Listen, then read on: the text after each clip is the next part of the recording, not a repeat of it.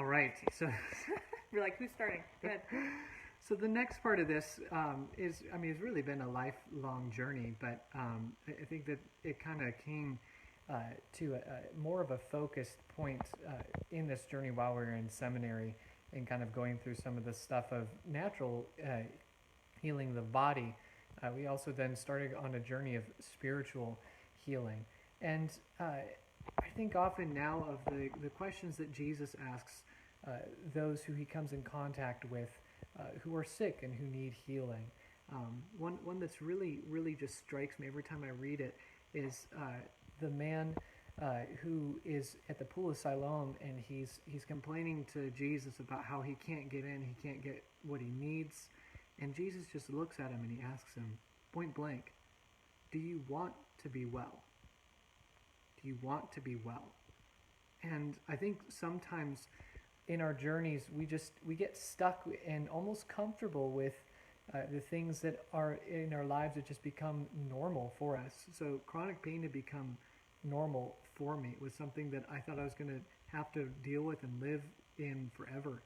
And so that question of do you want to be well was something that really struck me. And then looking at blind Bartimaeus on the road to Jericho, and he's calling out to Jesus, saying, "Jesus, Son of David, have mercy on me," screaming above the crowds because he so deeply desired to be healed.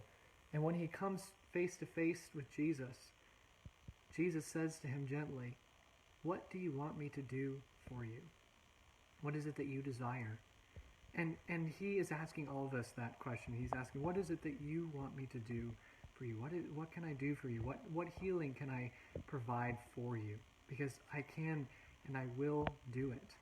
And these questions really began to resonate with me in seminary as I was going through classes in spiritual formation and really diving deep into not just being formed in reading books in theology and just reading through the Bible to memorize more verses and following theological debates and learning all the different classes, studying Greek and Hebrew, all those nitty gritty technical things that you do in seminary, but really digging into the actual formation of who is it that God desires us to be in being formed in the image of his Son.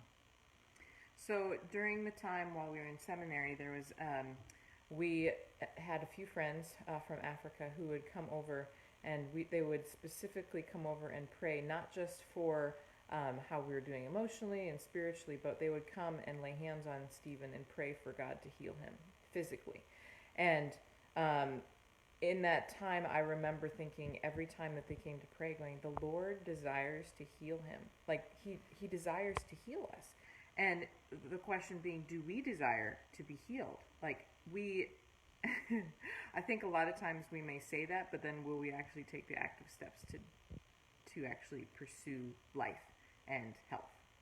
So, yeah.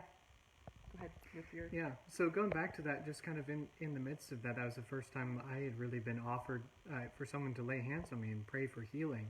And that really began to open the door in my heart of God saying, maybe I have a different story for you that isn't just going to be filled with a life of chronic pain that's going to last for the rest of your life. Maybe there's a different story that I'm choosing to write. But often as times as what Jesus does and God does with healing is that he does it his way and not our way. So it's not always that immediate, boom, you're healed.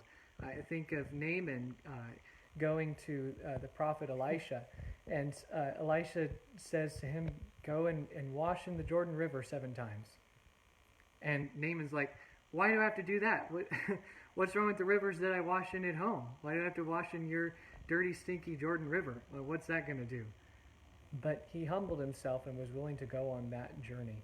And that's exactly what God did in my life in healing, is that he decided to use a very specific way to shape my heart and to shape my life, that I could have a different story. And he's weaving that story that for moments like this, that I can come and share that hope that I have in him, that hope of healing, that hope of change that he ultimately promises us in Jesus. And it reminds me of the 2 things. One is that God uses the foolish things of the world to shame the wise, and the weak things of the world to shame the strong.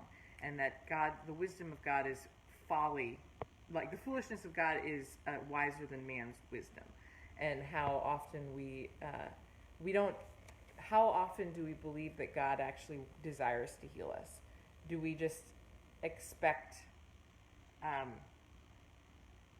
do we just accept the fact that we'll never be healed this side of heaven? Or does God desire to heal us in spite of our health? If that makes sense. So, in the midst of my stubbornness, God chose a moment soon after this time of entering into spiritual formation and healing prayer that He used something that I thought was really foolish and really dumb and hokey and weird to bring healing to me. It was out of a moment of desperation when I finally submitted to saying, okay, God, I guess this may be a way that you choose, and so I'll submit to myself to it, even if I'm going to go kicking and screaming. We'll learn more about that in a little bit. So, questions for you. Where does God want to bring healing to your body? And also, where does God want to bring healing to your soul?